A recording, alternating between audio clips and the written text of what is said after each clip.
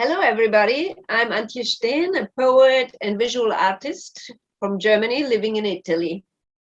And I'm Anne Tannam. I'm a Dublin poet here in Ireland, and I'm also a creative coach. So before we will share our collaboration process with you, we want to thank the creators of Suitcase of Poetry, Viviana Fiorentino, Ayasha Amon, and Fiona Bolger, for their wonderful creative input they gave us, inviting us to this project. Antje and we began our collaborative process by emailing each other a small selection of previously published poems, loosely based around the theme of belonging and identity.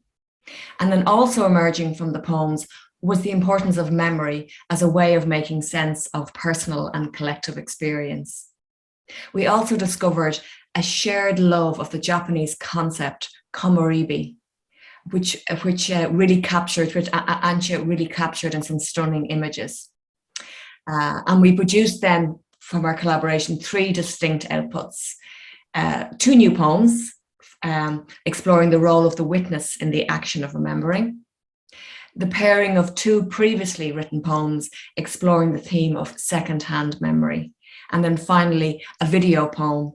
And thank you so much to Antje, she put so much work into this, interweaving our 2 poems together, celebrating the beauty of komoribi. So before we begin, we're just going to very briefly talk about the role of memory, because it came up for both of us, didn't it, Antje, in very different ways. So the role of memory, we have an infinite capacity to store memories.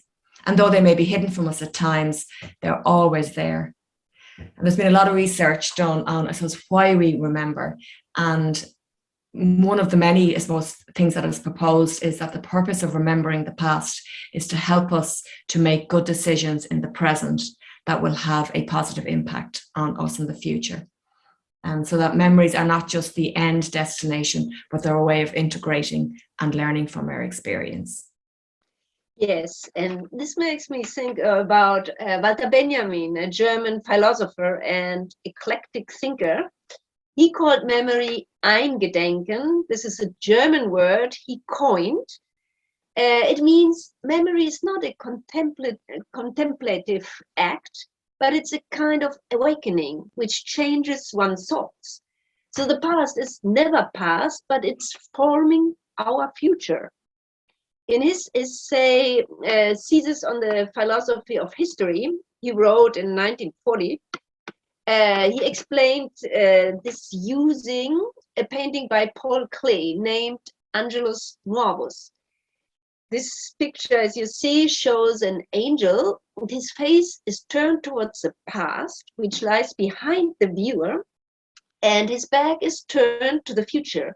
And a storm irresistibly propels him into the future, but his eyes are staring on the past. And in our discussions, we defined 3 different kinds of memories.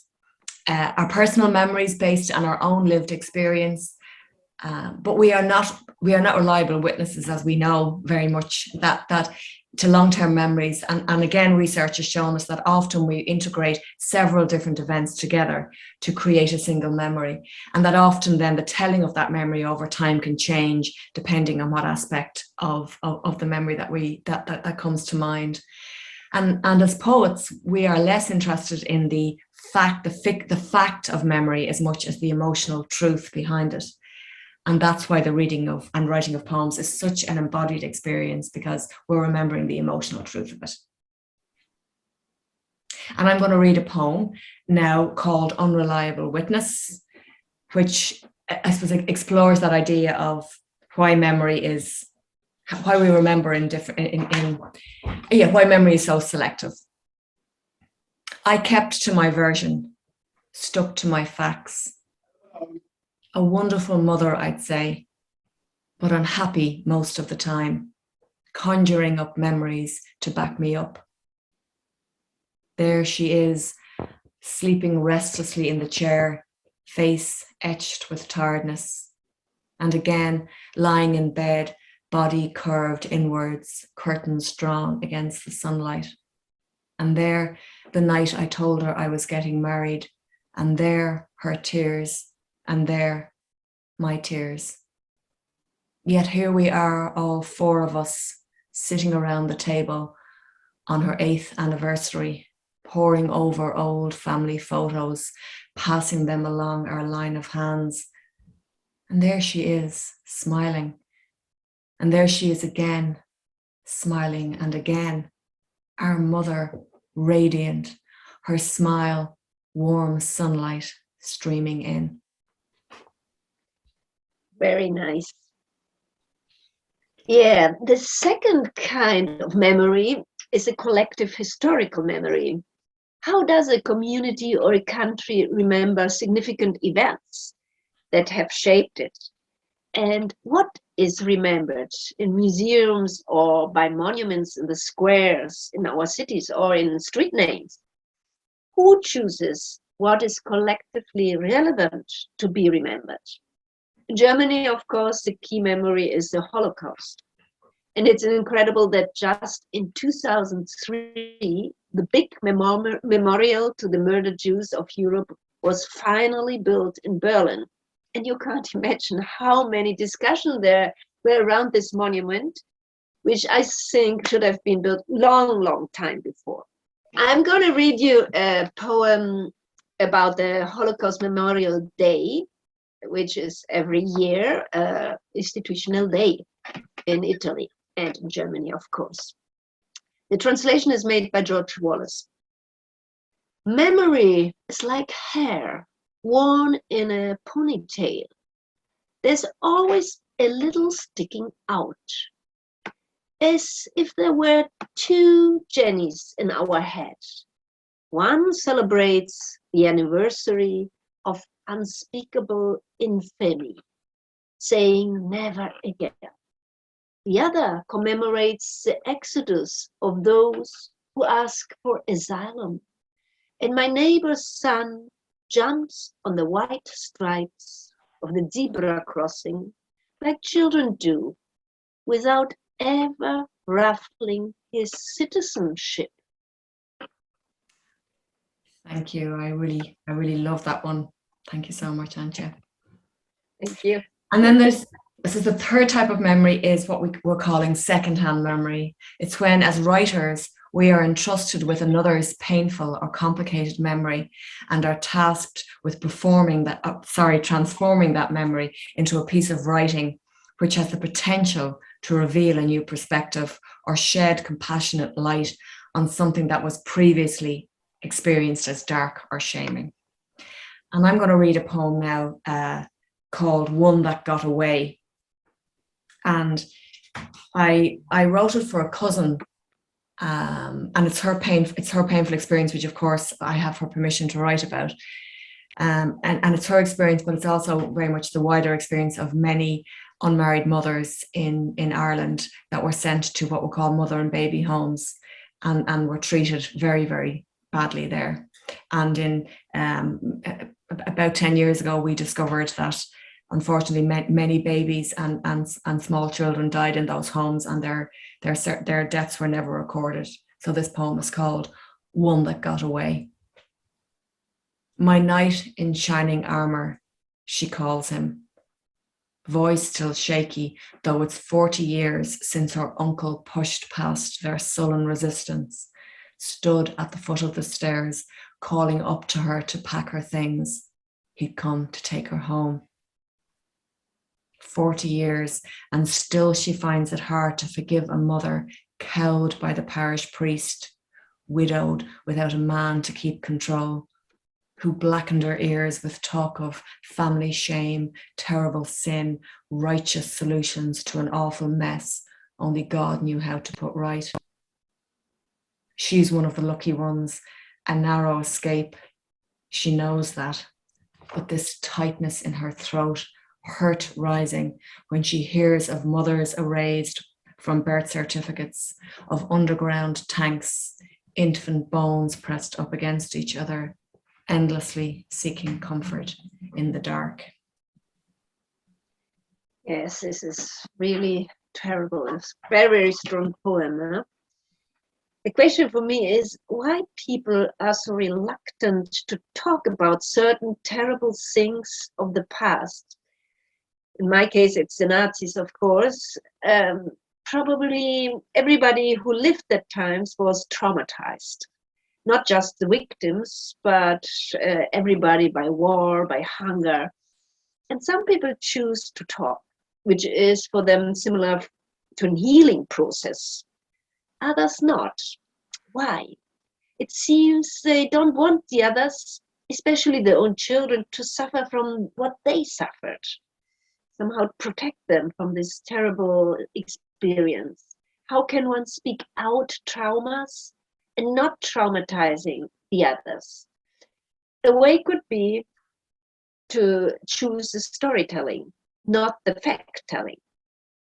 So I read now a poem that regards my family story, which I got to know really recently, some years ago. So the three gardens. Right after the war, the unmarried great aunts lived under the roof, and the refugee families occupied the bedrooms in the upper floor. When the children began to scrape the lime from the walls with their fingernails, the women exchanged a feather bed for 10 liters of milk. They had 3 gardens assigned by the municipality. One in the school forest, where they grew potatoes and cabbage. One behind the railroad booth, where the tomatoes were sheltered from the wind. One in the Jewish cemetery, by smashed tombstones thrown together on the fence, in the soil plundered with haste. They managed to grow radishes and carrots. So this is quite a heavy subject of our both memories. But I think it's important that these things are talked about in poems. That's our task. Yeah. So before concluding our meeting, we will have a lighter subject, as we said before. It was really amazing to discover that Anne and me wrote a poem exactly about the same subject, about this Kamorebi. Will you explain what it is, Anne? It's a very simple, yeah. It was so lovely when we both said, "Oh, this is something that has really touched us both." I mean, the kamaribi is a Japanese word, and we don't have any equivalent in English, and I don't think we've any equivalent in German either, or Italian. And it describes the beauty of the play of light filtering through leaves, and there is something extraordinary about standing in front of a tree and just watching those patterns of light. And so we pulled together. When I say we, I mean Antje, because she's a video expert. She pulled together a lovely video, which is an interweaving of both of our previously written poems, and we really hope you enjoy it. And I think it ends our session here on what is a real note of hope, because despite all of the challenges and the difficulties of remembering, there is so much beauty in the world, and we'd like to leave you on that note.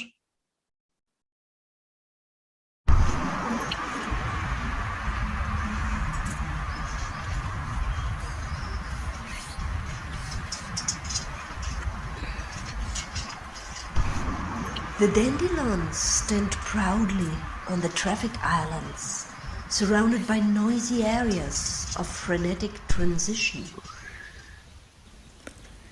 This morning, the tree outside our house is almost too beautiful to look at. The turning leaves, red berries, flickering patterns of light. I meet them crouching at the visual level of dogs.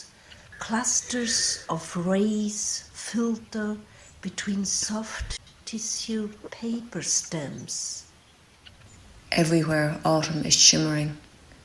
Trees in Brickfield Park jog slowly past, crunch and slick of leaves underfoot, slant of light between the houses.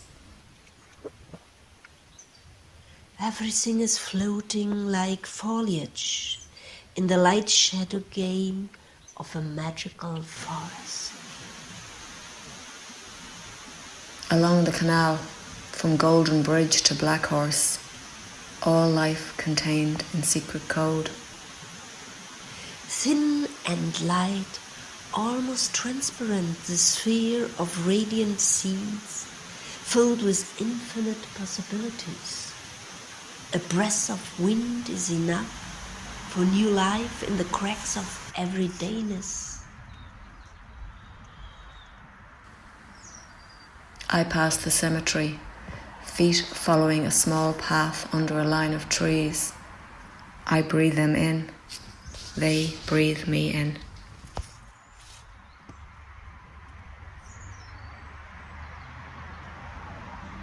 Kamorebi, a drug of happiness made in Japan, freely available on every street corner at every hour.